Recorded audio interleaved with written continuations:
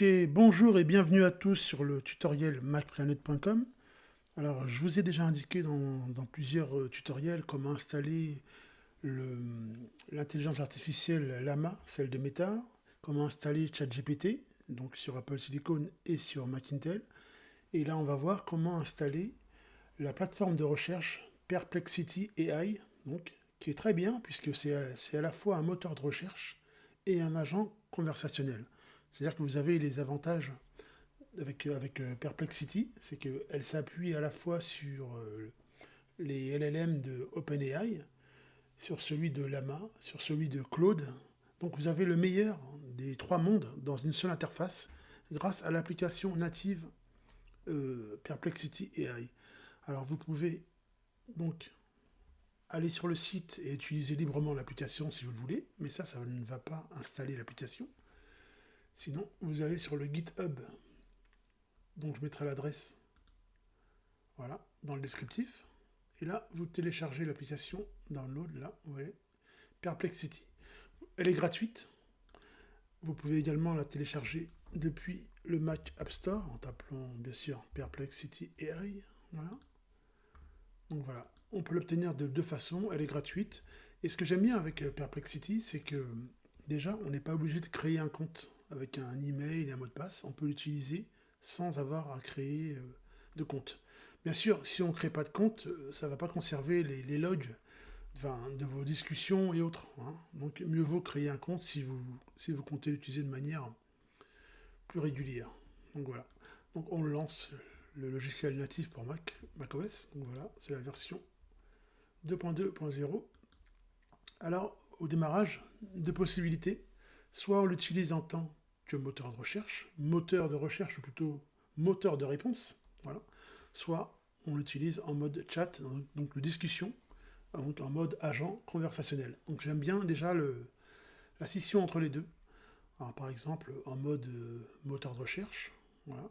Donc là, je l'ai installé sur macOS Sequoia, mais ça fonctionne avec toutes les versions de Mac.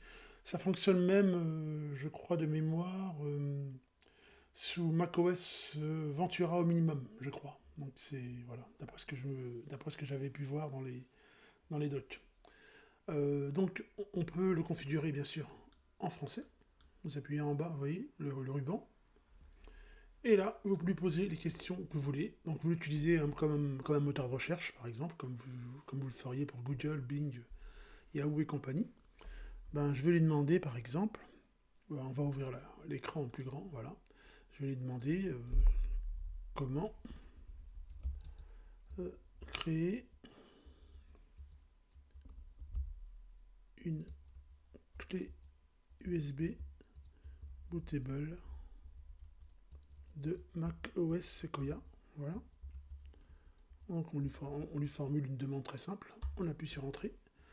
Alors, ce que j'aime bien avec Perplexity AI, c'est qu'il vous donne bien sûr la réponse, la taille de la clé minimum. Bon, 16 Go, j'aurais plus dit 32, mais c'est pas grave.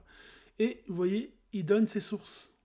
Ça, j'apprécie beaucoup. Par exemple, en source numéro 1, qu'est-ce que je vois? Bon, comme par hasard, MacPlanet. Donc, sympa.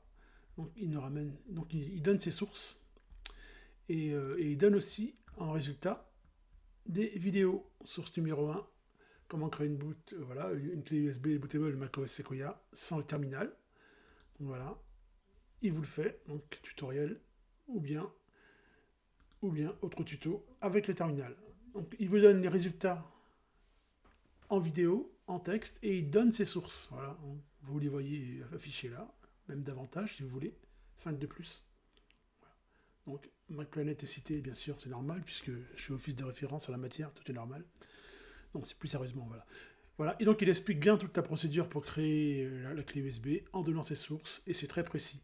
Vous pouvez aussi lui poser des questions, hein, donc on n'oublie pas, il s'appuie sur le moteur d'OpenAI, donc voilà. Il s'appuie sur le moteur de Llama, de Meta, et il s'appuie sur Claude également. Donc on aura le meilleur de ces trois mondes. Par exemple, vous voulez poser une question, euh, on va lui dire... voilà.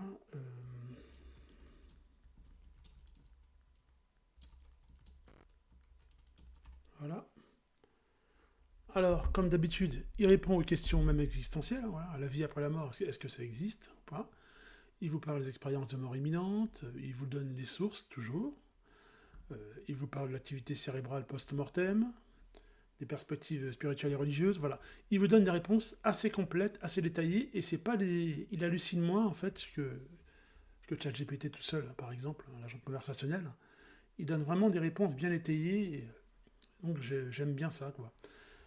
On peut lui demander n'importe quoi. Autre question. Bon, alors, bien sûr, on peut faire un copier-coller donc, des liens, des résultats.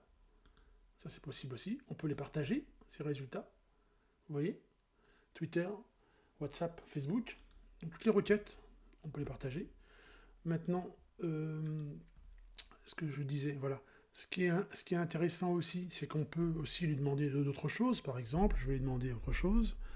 On va lui dire, fais-moi le résumé de la recherche de Proust en quelques mots. Par exemple, ah bah alors là, il m'a déconnecté. Donc, ça peut arriver. Je ferme ça. Et il me fait quand même, voilà. Donc, suite à ma question, le résumé de la recherche, il va me faire le résumé. Donc, la recherche du temps perdu de Marcel Proust, blablabla. Voilà, il explique un peu les thèmes centraux de l'œuvre et tout. Donc, c'est très pratique aussi pour les étudiants, je trouve. Voilà, et on peut bien sûr lui demander davantage.